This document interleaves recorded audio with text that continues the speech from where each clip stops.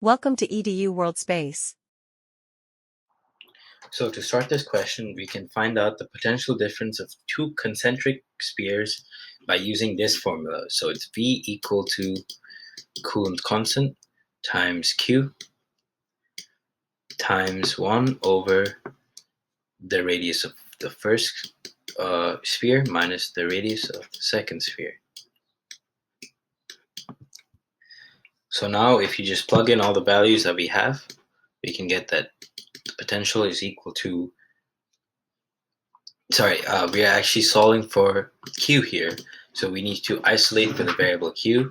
So if you do that, we're going to get that Q is equal to V over K times 1 minus R1 minus 1 over R2.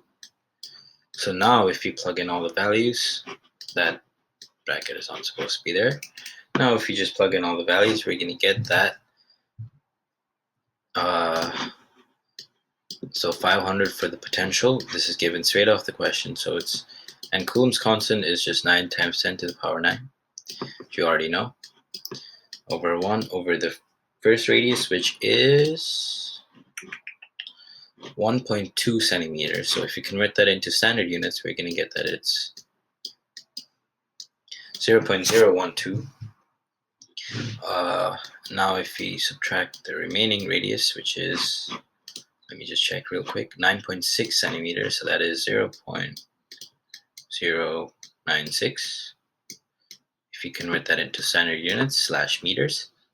So now if you just plug this into our calculator, we should get the answer for the charge. So it's 500 over 9 times 10 to the power 9 times 1 over 0.12 minus 1 over 0.096. So now if you do that, we're going to get that the charge is equal to 7.61 or 7.62 times 10 to the negative 10 coulombs. So there's the charge for part 1. So now moving on to part 2. So yes, they are mutually perpendicular because the E vector is the gradient of the electric potential.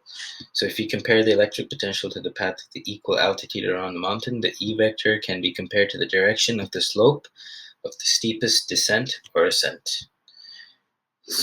So yes. Then moving on to number 3. Equipotential surfaces are closer together when the magnitude of the E vector is the largest.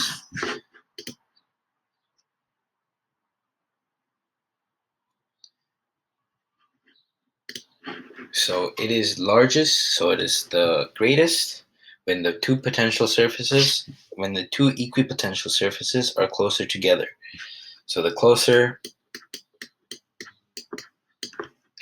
equipotential, EP surfaces, EP for short for equipotential,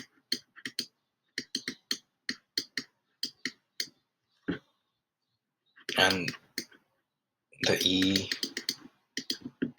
is the largest.